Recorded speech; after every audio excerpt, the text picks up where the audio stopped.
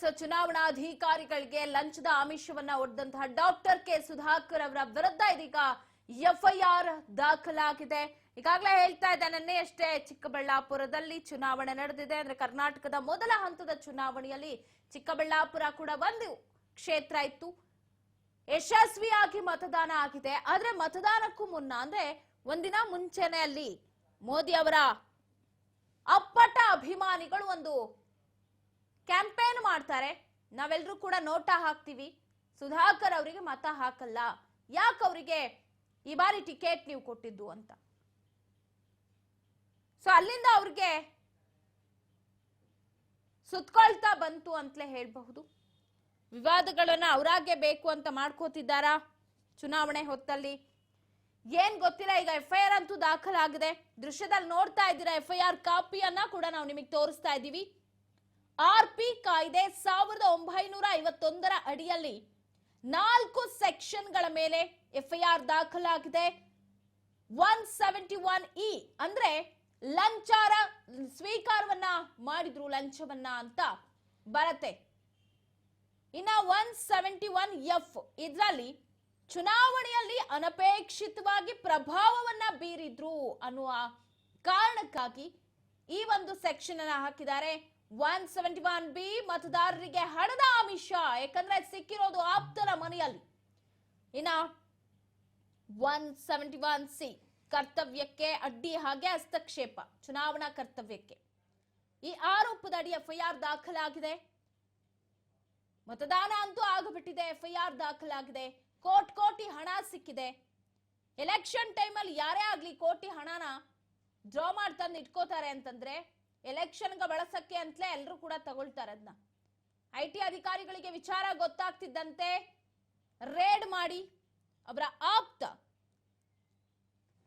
ಆತರ ಮನೆಯಲ್ಲಿದ್ದಂತಹ 4.82 ಕೋಟಿ ಹಣವನ್ನ ಜಪ್ತಿ ಮಾಡಿದ್ದಾರೆ. ಇದು ಮಾದವಾರ ಗೋವಿಂದಪ್ಪ ಅವರಿಗೆ ಸೇರಿದಂತಹ ಹಣ. ಸುಧಾಕರ್ ಅವರ ಆಪ್ತ ಅಂತ ಗೊತ್ತಾಗಿದೆ. ಅದಾದ ನಂತರ ವಾಟ್ಸಪ್ ಕಾಲ್ ಮಾಡಿದ್ದಾರೆ. ಏನೆಲ್ಲ ಆಯ್ತು ಅಂತ ಮತ್ತಷ್ಟು ಡೀಟೇಲ್ಸ್ ಅನ್ನ ಕೊಡ್ತಾರೆ. ಪ್ರತಿನಿಧಿ ವೆಂಕಟೇಶ್ ಫೋನ್ ಸಂಪರ್ಕದಲ್ಲಿದ್ದಾರೆ. ವೆಂಕಟೇಶ್, ನಿನ್ನೆಯಷ್ಟೇ ಕರ್ನಾಟಕದ ಮೊದಲ ಹಂತ ಚುನಾವಣೆ ಮುಗಿದಿದೆ. ಅದರಲ್ಲಿ ಚಿಕ್ಕಬಳ್ಳಾಪುರ ಕೂಡ ಒಂದಿತ್ತು.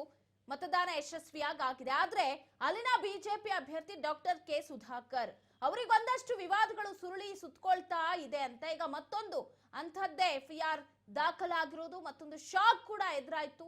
ಏನ್ ಸಿಗ್ತಿದೆ ಅಪ್ಡೇಟ್ಸ್? ಚುನಾವಣೆಯಲ್ಲಿ ಪಾರದರ್ಶಕ ಮತ್ತು ನಿಷ್ಪಕ್ಷಪಾತವಾಗಿ ನಡೆಸಬೇಕಂತ ಹೇಳಿ ಈಗಾಗಲೇ ಕೂಡ ಚುನಾವಣಾ ಆಯೋಗ ಅಧಿಕಾರಿಗಳಿಗೂ ಕೂಡ ಒಂದು ಸೂಚನೆಯನ್ನು ಕೊಟ್ಟಿತ್ತು. ಈ ಹಿನ್ನೆಲೆಯಲ್ಲಿ ಯಾವುದೇ ರೀತಿಯಾದಂತಹ ಆಮಿಷಗಳಿಗೆ ಒಳಗಾಗದಂತಹ ಅಧಿಕಾರಿಗಳಿಗೂ ಕೂಡ ಒಂದು ಕಟ್ಟೆಚ್ಚರಿಕೆಯನ್ನು ಕೊಟ್ಟಿದ್ರು. ಈ ಹಿನ್ನೆಲೆಯಲ್ಲಿ ಏನು ಚಿಕ್ಕಬಳ್ಳಾಪುರ ಲೋಕಸಭಾ ಕ್ಷೇತ್ರದ ಅಭ್ಯರ್ಥಿಯಾಗಿರುವಂತಹ ಸುಧಾಕರ್ ಏನಿದ್ದಾರೆ, ಅವರೇ ಒಂದು ಆಪ್ತ ಮಾದವಾರದಲ್ಲಿರುವಂತಹ ಗೋವಿಂದಪ್ಪ ಅವರ ಮನೆಯಲ್ಲಿ ಕೂಡ ಒಂದಷ್ಟು ಹಣ ಸಿಕ್ಕಿದೆ ಅಂತ ಹೇಳಿ ಗೊತ್ತಾಗಿರೋದು. 4 ಕೋಟಿಗೂ ಅಧಿಕ ಮೌಲ್ಯದ ಹಣ ಕೂಡ ಪತ್ತೆಯಾಗಿದೆ. ಸೊ ಈ ಹಿನ್ನೆಲೆಯಲ್ಲಿ ಒಂದು ಖಚಿತ ಮಾಹಿತಿಯನ್ನು ಆಧರಿಸಿದಂತಹ ಚುನಾವಣಾ ಅಧಿಕಾರಿಗಳಿಗೆ ಒಂದು ಮಾಹಿತಿ ಬರುತ್ತೆ. ಆ ಮಾಹಿತಿಯನ್ನು ಆಧರಿಸಿ ರೇಡ್ ಮಾಡದಂತಹ ಸಂದರ್ಭದಲ್ಲಿ ಕೂಡ ಅವರ ಮನೆಯಲ್ಲಿ ಹಣ ಸಿಕ್ಕಿರುವುದು ಕೂಡ ಗೊತ್ತಾಗಿರುವಂತದ್ದು. ಇದಕ್ಕೆ ಸಂಬಂಧಪಟ್ಟಂತೆ ಈಗಾಗಲೇ ಮಾದನಾಯಕನಹಳ್ಳಿ ಪೊಲೀಸ್ ಠಾಣೆಯಲ್ಲಿ ಕೂಡ ಒಂದು ಎಫ್ಐಆರ್ ಕೂಡ ದಾಖಲಾಗಿರುವಂತದ್ದು. ಅಂದ್ರೆ ಚುನಾವಣೆ ಕರ್ತವ್ಯಕ್ಕೆ ಅಡ್ಡಿಪಡಿಸಿರುವಂತದ್ದು ಮತ್ತು ಪ್ರಚೋದನೆ ಕೊಡುವಂತಹದ್ದು ಮತ್ತು ಹಣವನ್ನ ಹಂಚುವಂತ ಸಂದರ್ಭಗಳಲ್ಲಿ ಕೂಡ ಒಂದು ಹಸ್ತಕ್ಷೇಪವನ್ನು ಮಾಡುವಂತದ್ದು. ಅಂದ್ರೆ ಯಾವುದು ಕೂಡ ಆಗಬಾರದು, ಚುನಾವಣೆ ಪಾರದರ್ಶಕವಾಗಿ ಸಾಗಬೇಕು ಅಂತ ಹೇಳಿ ಕೂಡ ಅಧಿಕಾರಿಗಳು ಸಾಕಷ್ಟು ಕಟ್ಟುನಿಟ್ಟಿನ ಕ್ರಮ ಹಾಗೂ ಅಧಿಕಾರಿಗಳನ್ನು ಕೂಡ ನೇಮಕ ಮಾಡಿರ್ತಾರೆ. ಈ ಎಲ್ಲವನ್ನು ಕೂಡ ಗಾಳಿಗೆ ತೂರಿರುವಂತದ್ದು. ಅಂದ್ರೆ ಹಣವನ್ನು ಸಿಕ್ಕಂತ ಸಂದರ್ಭದಲ್ಲಿ ಏನು ಒಂದು ಮಾಜಿ ಸಚಿವ ಏನಿದ್ದಾರೆ ಸುಧಾಕರ್ ಅವರ ಆಪ್ತ ಅಂತ ಏನು ಹೇಳಿ ಗುರುತಿಸಿಕೊಂಡು ಮನೆಯಲ್ಲಿ ಹಣ ಸಿಕ್ಕಿದೆ, ಅವರಿಗೆ ಒಂದು ವಾಟ್ಸ್ಆಪ್ ಕರೆಯನ್ನು ಕೂಡ ಮಾಡಿರುವಂತದ್ದು. ಕರೆ ಮಾಡಿದಂತ ಸಂದರ್ಭದಲ್ಲಿ ತಮ್ಮ ಆಪ್ತ ಅಂತ ಹೇಳಿ ಕೂಡ ಗುರುತಿಸಿಕೊಂಡಿರುವಂತದ್ರಿಂದ ಈ ಪ್ರಕರಣದಲ್ಲಿ ಅವರನ್ನ ಆರೋಪಿಯನ್ನಾಗಿ ಮಾಡಬಾರದು ಅಂತ ಹೇಳಿ ಕೂಡ ಒಂದು ಪ್ರಚೋದನೆಯನ್ನು ಕೊಟ್ಟು ಒಂದು ಧಮಕಿ ಹಾಕಿದ್ದಾರೆ ಎನ್ನುವಂತಹ ಸಾಕ್ಷಿಯನ್ನು ಕೂಡ ಈಗಾಗಲೇ ಕೊಟ್ಟಿರುವಂತದ್ದು. ಈ ಪ್ರಕರಣವನ್ನು ಕೊಟ್ಟಿರುವಂತಹ ಸಂದರ್ಭದಲ್ಲಿ ಈ ಒಂದು ಸಾಕ್ಷಿಯನ್ನು ಆಧರಿಸಿ ಮಾದನಾಯಕನಹಳ್ಳಿ ಪೊಲೀಸ್ ಠಾಣೆಯಲ್ಲಿ ಕೂಡ ಒಂದು ಸುಧಾಕರ್ ಅವರ ವಿರುದ್ಧ ಒಂದು ಎಫ್ಐಆರ್ ಕೂಡ ದಾಖಲಾಗಿರುವಂತದ್ದು. ಪವಿತ್ರ, ವೆಂಕಟೇಶ್, ಮೇಲ್ನೋಟಕ್ಕೆ ನೋಡಿದಾಗ ನನಗನ್ಸಿದ್ದು ವಾಟ್ಸಪ್ ಕಾಲ್ ಯಾಕೆ ಮಾಡಿದ್ರು? ಇಲ್ಲಿ ನಾರ್ಮಲ್ ಕಾಲ್ ಮಾಡಿದ್ರೆ ರೆಕಾರ್ಡಿಂಗ್ ಇರತ್ತೆ ಅಥವಾ ಟ್ರೇಸ್ ಮಾಡಿ ಸಿಕ್ಕಾಕೊಂಡು ಬಿಡ್ತೀನಿ ಅನ್ನುವಂತ ಕಾರಣಕ್ಕೆ ವಾಟ್ಸಪ್ ಕಾಲ್ ಮೊರೆ ಹೋದ್ರಾ ಹೇಗೆ ಅಂತ?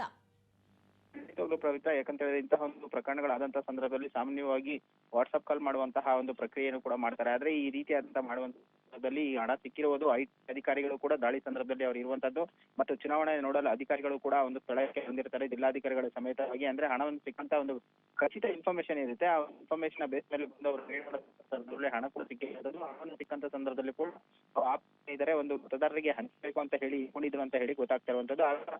ಡಾಕ್ಟರ್ ಸುಧಾಕರ್ ಇದ್ದಾರೆ, ಇವರಿಗೆ ಸೇರಿದಂತಹ ಹಣ ಅಂತ ಹೇಳಿ ತಿಳಿಯುತ್ತೆ. ಸೊ ಆ ಸಂದರ್ಭದಲ್ಲಿ ಸೇರಿದಂತಹ ಏನಿದ್ದಾರೆ ಅವರು ಮಾದವರದ ಒಂದು ಗೋವಿಂದಪ್ಪ ಏನಿದ್ದಾರೆ ಅವರು ಕೂಡ ಸುಧಾಕರ್ ಅವರಿಗೆ ಸೇರಿದ ಹಣ ಅಂತ ಹೇಳಿದ್ರೆ ಇಂಥ ಸಂದರ್ಭದಲ್ಲಿ ಪ್ರಕರಣವನ್ನ ಬಳಸಿಕೊಂಡು ಸೊ ಅಧಿಕಾರಿಗಳ ಮೇಲೆ ಒತ್ತಡ ಇರುವ ಕೆಲಸವನ್ನು ಕೂಡ ಮಾಡ್ತಾರೆ. ಆ ಸಂದರ್ಭದಲ್ಲಿ ಅವರು ಕೂಡ ಅವರಿಗೆ ಸೇರಿದಂತ ಹಣ ಅಂತ ಹೇಳಿ ತಿಳಿದು ಬರುತ್ತೆ. ಆ ಸಂದರ್ಭದಲ್ಲಿ ಅವರು ಕೂಡ ಕರೆಯನ್ನು ಮಾಡಿದಂತ ವೇಳೆಯಲ್ಲಿ ಸೊ ಈ ಹಣವನ್ನ ಮೂಲವನ್ನು ಹುಡುಕ್ತಾ ಹೋಗ್ಬೇಡಿ ಅಂತ ಹೇಳಿದ್ರೆ ಈ ಹಣ ಯಾರಿಗೆ ಸಿಕ್ಕಿರುವುದು ಏನು ಅನ್ನೋದ್ರ ಬಗ್ಗೆ ಒಂದಷ್ಟು ಮಾಹಿತಿಗಳು ತಮಗೂ ಕೂಡ ಲಭ್ಯ ಆಗಿರುತ್ತೆ. ಆ ಹಿನ್ನೆಲೆಯಲ್ಲಿ ಇದನ್ನ ಇಲ್ಲಿಗೆ ನಿಲ್ಲಿಸಿ ಅಂತ ಹೇಳುವಂತಹ ಒಂದು ಕಾರ್ಯವನ್ನು ಕೂಡ ಮಾಡ್ತಾರೆ. ಹಾಗಾಗಿ ನಾರ್ಮಲ್ ಕಾಲ್ ಮಾಡದಂತ ಸಂದರ್ಭದಲ್ಲಿ ರೆಕಾರ್ಡ್ ಆಗುವ ಸಾಧ್ಯತೆ ಕೂಡ ಇರುತ್ತೆ. ಸೊ ಆ ಸಂದರ್ಭದಲ್ಲಿ ಇವರು ವಾಟ್ಸ್ಆಪ್ ಕಾಲ್ ಅನ್ನ ಮಾಡಿದ್ದಾರೆ ಅಂತ ಹೇಳ್ತಾ ಇರುವಂತದ್ದು. ಆ ವಾಟ್ಸ್ಆಪ್ ಕಾಲ್ ಅನ್ನ ಕೂಡ ಒಂದು ಸ್ಕ್ರೀನ್ ಶಾಟ್ ಅನ್ನ ಪಡೆದುಕೊಂಡು ಪೊಲೀಸ್ ಠಾಣೆಯಲ್ಲಿ ಒಂದು ಎಫ್ಐಆರ್ ಅನ್ನು ಕೂಡ ದಾಖಲಿಸಿದ್ದಾರೆ. ಈ ಒಂದು ಎಫ್ಐಆರ್ ದಾಖಲು ಮಾಡ್ಕೊಂಡಿರುವಂತಹ ಪೊಲೀಸರು ಕೂಡ ಒಂದು ತನಿಖೆಯನ್ನು ಮುಂದುವರಿಸುವಂತದ್ದು. ಪವಿತ್ರ, ಇಲ್ಲಿ ಪ್ಲೀಸ್ ಹೆಲ್ಪ್ ಮೀ ಅಂತ ಮಾದವಾರ ಗೋವಿಂದಪ್ಪ ಅವರು ಕೂಡ ಕಳಿಸಿದ್ರಂತೆ ಮೆಸೇಜ್ನ. ಸೊ ಹಾಗಾಗಿ ಎಫ್ಐಆರ್ ಕೇವಲ ದಾಖಲಾಗಿರೋದು ಸುಧಾಕರ್ ಅವ್ರ ಮೇಲೆ ಮಾತ್ರನಾ ಅಥವಾ ಆಪ್ತ ಗೋವಿಂದಪ್ಪ ಅವ್ರ ಮೇಲೂ ದಾಖಲಾಗಿದೆಯಾ? ಏನಾಗಬಹುದು ಈಗ ಸುಧಾಕರ್ ಅವರ ವಿಚಾರದಲ್ಲಿ ಎಫ್ಐಆರ್ ಆಗಿರೋದ್ರಿಂದ ಅಂತ?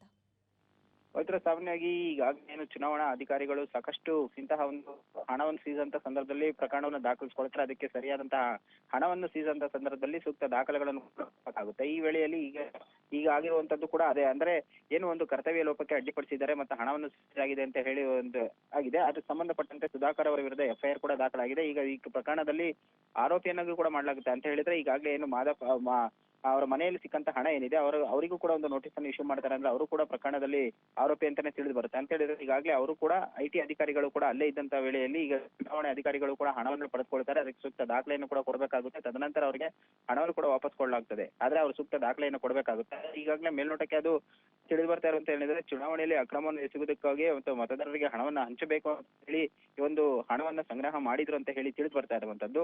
ಸೊ ಈಗಾಗಲೇ ಅವರಿಗೆ ನೋಟಿಸ್ ಅನ್ನು ಕೂಡ ಇಶ್ಯೂ ಮಾಡಲಾಗುತ್ತೆ. ಅವರು ಕೂಡ ಈ ಒಂದು ಪ್ರಕರಣಕ್ಕೆ ಸಂಬಂಧಪಟ್ಟಂತೆ ಒಂದು ಸೂಕ್ತ ಉತ್ತರವನ್ನು ಕೊಡಬೇಕಾಗುತ್ತೆ. ಪವಿತ್ರ, ಥ್ಯಾಂಕ್ ಯು ವೆಂಕಟೇಶ್ ಮಾಹಿತಿಗಾಗಿ.